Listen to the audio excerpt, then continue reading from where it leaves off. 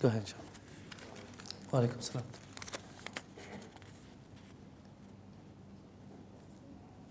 Go ahead, inshallah. السلام عليكم. وعليكم السلام ورحمة الله وبركاته. Firstly, Sheikh, I أحبك في الله. أحبك الذي أحببتني من أجله. Secondly, I أحب everyone في الله إن شاء الله that are here today and make the effort to be here. And I have two questions. The first one, I would like to know the privileges that between Muslims, between the love from Muslim to a non-Muslim. How much that they can be treated and what are the differences between loving Muslims and non-Muslims? Well, first of all,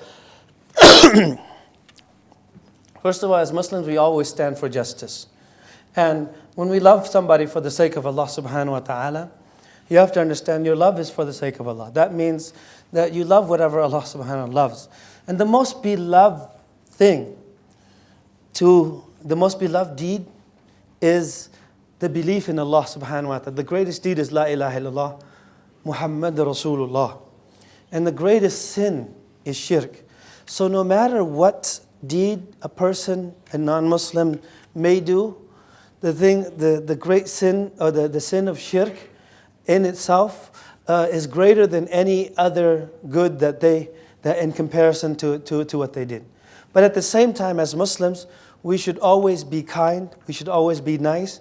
But when somebody loves, and when you love somebody for the sake of Allah, the thing that you want for the non-Muslim the most, if you love somebody for the sake of Allah, and even if that person is a non-Muslim, the thing that you want for them before anything else is for them to have La ilaha illallah. So if you want any goodness for them, the first thing that you do is try your very best to call them to La ilaha illallah, Muhammad Rasulullah. Because that's the most beloved deed in the sight of Allah subhanahu wa ta'ala. So that's something that we should always do. And if you're trying your very best, and it's okay to make dua for them. Supplicate that they will accept Islam. The Prophet ﷺ used to supplicate to Allah to have either Amr ibn Hisham, who was Abu Jahl, or Umar ibn Khattab to accept Islam. And so these were non-Muslims, not non-Muslims, but they were not, at that time they were the most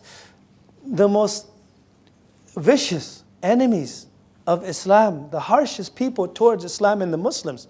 But so you can make dua for them also. But at the same time, any Muslim who has said La ilaha illallah Muhammad Rasulullah, you love that person. And you love that person just for that iman.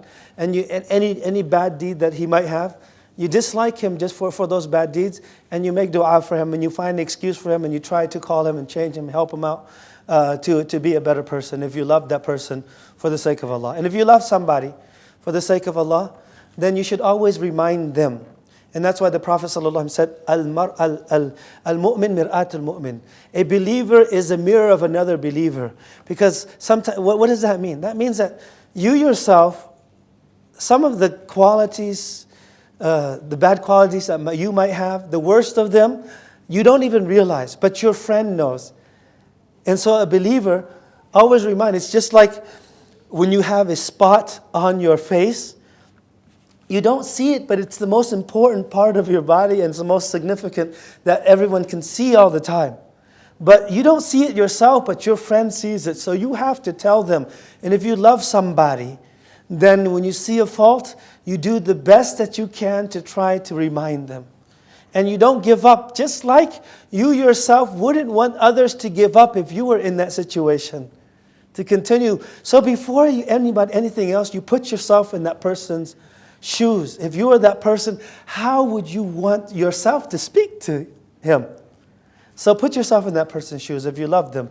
And so as a Muslim also, if you love them, then the best thing you can do is call them to La ilaha illallah. Wallahu a'lam.